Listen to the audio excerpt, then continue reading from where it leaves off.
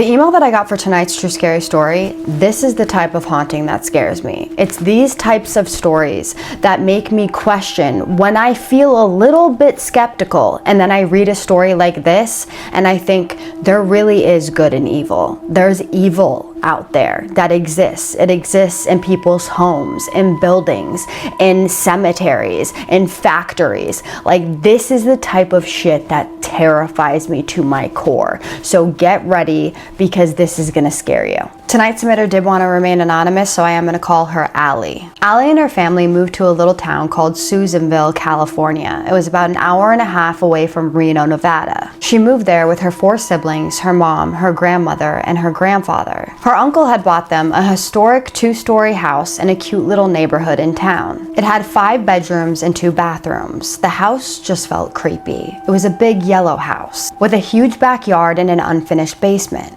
Now, the basement was the worst, but the rest of the house was still active. It would only be a few months into living there when Allie was 6 years old when she would have her first terrifying experience. Her mom slept in one of the bedrooms upstairs, and usually Allie and her 2 brothers slept in there with her. She had a computer desk and an old school rolling chair right next to her bed. They loved watching movies, so they were always watching movies, but it was back in the early 2000s with one of those old school TVs that you put a VHS tape into. So when you would turn off the TV, it would go to a blue screen before the TV would shut off. You would have to turn the TV off. Well, one night they had watched a movie and they fell asleep in her mother's room, and she wakes up. She's not sure what time it was. It was late, and she wakes up to the TV on the blue screen. And when she woke up, something fell off. It was silent, too silent. Her mother and her brothers lay next to her as she scanned the room when she notices something. She sees someone sitting in the computer desk facing away from her. She could clearly see the outline of this person sitting in the chair. So being 6 years old, she thinks, oh, what's Grandpa doing up here? So she gets out of bed and she walks over to the side of the chair. This person then turns slowly and looks at her. It is not her grandfather. It was an old woman. She was skinny, little, face sunken in. She had old school curlers in her hair and an old 50s nightgown on. She's just staring at Allie for what felt like forever, but was probably only seconds. Allie, feeling a rush of terror, cannot believe what she's looking at, runs back into her mom's bed, jumps in and pulls the covers over her face. She somehow falls asleep after this. This would just be the beginning. So for years after that, she slept in there until she was a teenager.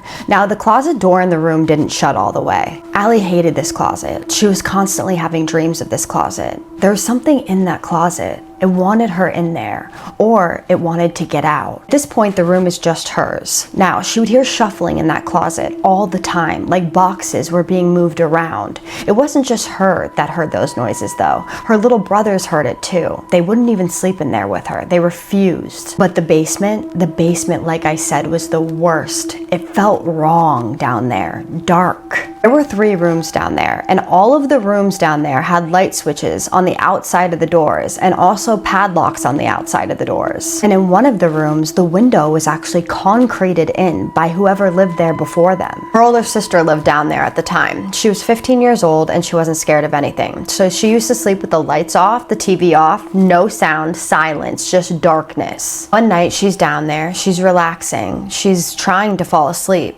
when suddenly she hears something from the closet. It's the deepest, sickest voice she had ever heard in her life say her name. Caitlin. She jumped out of bed. She ran upstairs, hysterical. Allie remembers her that night and how scared she was. After this, their older brother, who was 18 years old, took over the room. One night, he's sleeping when he wakes up to feeling something with long, sharp nails wrap its hands around his ankles, dig into them, and try to pull him off the bed. This obviously terrified him. Now, her other brother's room was across from her sister's room, but to the right a little. He had a wooden big sliding door on a rail. One day, Allie goes to walk into the bedroom when she sees this door open and close, just boom, boom, boom, boom, boom, over and over, right in front of her face, and there's no one there doing it. While this is happening, the lights are simultaneously flickering off and on, off and on, off and on. Allie realizes that her mom and siblings are standing behind her, watching this as it happens in horror. They're all just standing there, watching it till it ends. Allie's brother and sister stayed down there in the basement until Allie was a teenager when she took over the room, or one of the rooms. She moved in there after they moved out. And while she was down there, she would constantly hear people running up and down the stairs when no one was home. They used to set up tape recorders and leave them downstairs and leave them running whenever the family would leave. You would hear giggling, singing, running up and down the stairs. It sounded like a whole party down there. One night, Allie has a friend over for a sleepover, and they fall asleep.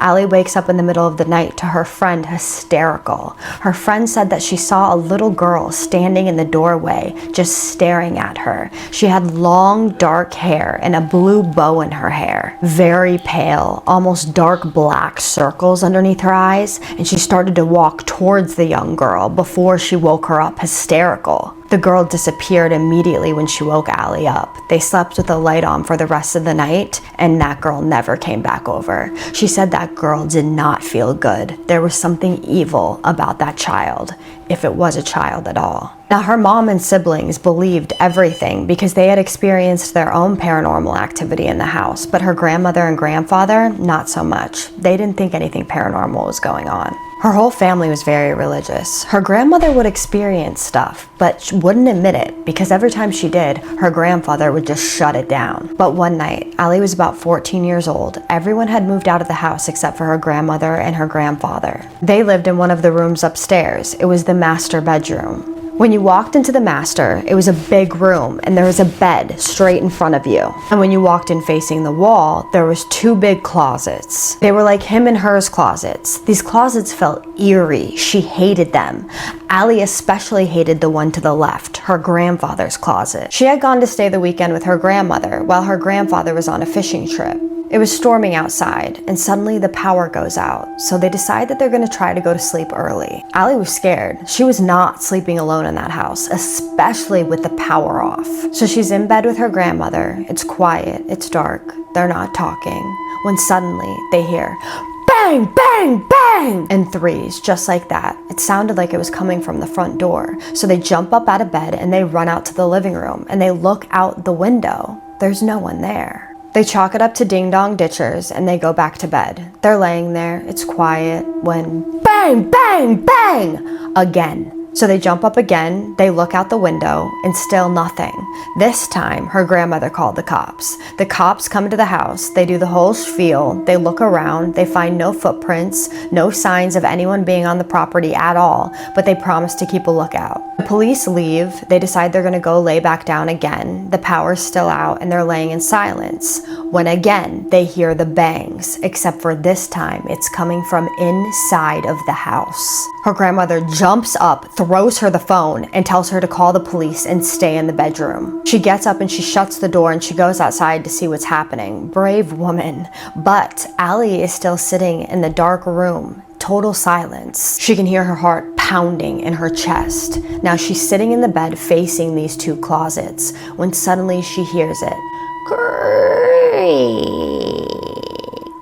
The door starts to slowly open, the closet door. She can't see anything. She can just hear this awful creak of the door right in front of her. She's had enough. She does not want to see or hear anything else. So she jumps up and she runs out of that room as fast as she can. 5 minutes later, the power comes back on. And that is when her grandmother started to question what was happening in that house. That, coupled with the fact that she was constantly having to have them come over and spend time with her when her grandfather was away because she was terrified because she would hear voices in the basement. This all made her think that, maybe something's going on in this house. Now, her 30-year-old cousin came to spend the night at the house, and he had this dream. He had a dream of a girl in a little blue dress with dark hair, a bow in her hair, dark circles underneath her eyes, and she was locked in a room in the basement. She was angry and banging on the door, cussing and screaming at him with these dark, empty eyes. That was the first and only night he ever stayed in that house. He refused to be there at night after that. Something about that dream really had a grip on him. Allie also used to have dreams of that little girl there, and her grandfather, after being diagnosed with lung cancer and dementia, would speak about a little girl with dark hair and a blue bow talking to him all the time. He was having full-on conversations with this little girl. Allie's dreams would continue. She would have dreams that something evil in the basement was trying to get her. She would also have dreams that people were buried in their backyard, in the walls and in the concrete, buried under their basement. Her sister, years after moving out of the house, had a dream that she was standing in the front yard of the house, and there was an old man and an old woman standing on the porch. The woman, short, curly hair with old-time clothing. She was holding the arm of a little girl with long, dark hair. The little girl said to her sister, "Please help me. It hurts." The little girl said this, an old skeleton hand grabbed her sister's mouth and arms and pulled her backwards. She said the hands were cold and strong. She then knew what the little girl meant when she said, "Help me, it hurts." When her sister woke up, there was pressure on her chest, like someone was sitting on top of her, but she couldn't see anything. She couldn't move. She couldn't breathe.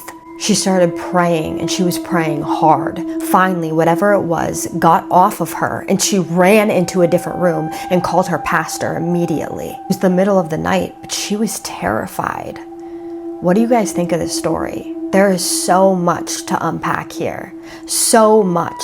Number one, all of these dreams that they are having, I think they're having dreams of things that may have happened because they're dreaming of things that people have seen in real life, and their dreams are converting into reality. Like her sister waking up and then having that thing sit on her chest. Was that the thing that grabbed her with those cold, dead hands still sitting on top of her? She was obviously seeing the little girl that her friend saw when she had the sleepover. And then her 30-year-old cousin having the dream about the little girl, terrifying him so much, a dream terrifying him so much that he won't go back there at night.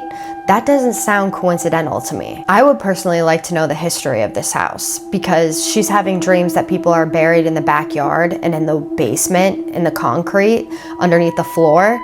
That maybe people are. Like everything else that they have dreamed has been reality. They're all having these dreams and they're all seeping into reality. That freaks me out more than anything. When terrifying dreams seep into reality. I don't know about you guys, but I've had dreams like that and they scare the ever-loving crap out of me. I want to know about if anyone previously who lived there had any experiences, because whatever was in this house was evil. And I do not think that was a little girl. I think that that was an evil entity. I think that whatever they were experiencing was definitely demonic. Whatever this was terrorizing them. The bangs and threes, that was terrifying. And this was very methodical.